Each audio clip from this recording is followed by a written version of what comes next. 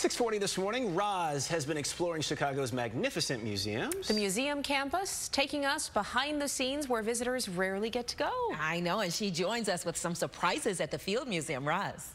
Yeah, I always learn a lot when I do these stories. The Field Museum actually started as the 1893 Columbian Exposition was ending. Benefactors bought all these artifacts and specimens from the World's Fair and then opened a museum on that site where the Museum of Science and Industry now stands. But the World's Fair buildings were never meant to be permanent, so a new museum was built on a new site. The Field Museum opened in Grant Park in 1921 with about 5,000 artifacts. Today, there are nearly 40 million objects, including favorites Sue the T-Rex and Maximo, the world's largest dinosaur. But just a fraction of these large fossils are on display. The rest are stored in an underground research facility. What a collection manager does is very similar to what a librarian does. But instead of books, in my case, it's Field Museum's vertebrate fossils. Well, this is where the biggest fossils are, the dinosaur collection.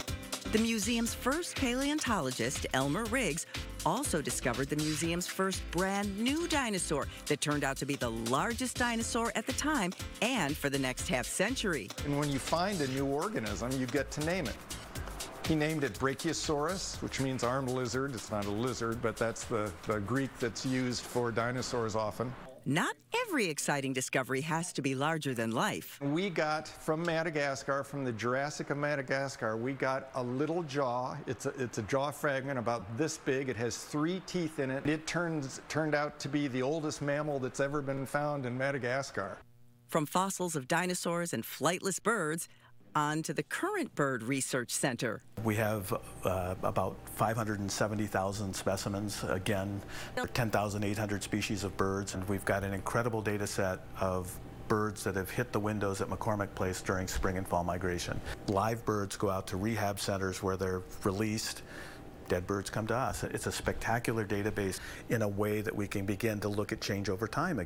Body size in these birds almost across the board in this case is actually going down, and that's something that is potentially completely consistent with climate change. The egg room contains a wide variety of eggs in all colors, shapes, and sizes. These common murre eggs come from a bird that breeds on North American cliffs. The shape keeps them from rolling off a ledge. The unique color and pattern has a purpose too. The evolutionary trait of being able to individually mark your egg as it's going down your oviduct such that you can identify it and find it in this massive colony of hundreds and hundreds of breeding common murres.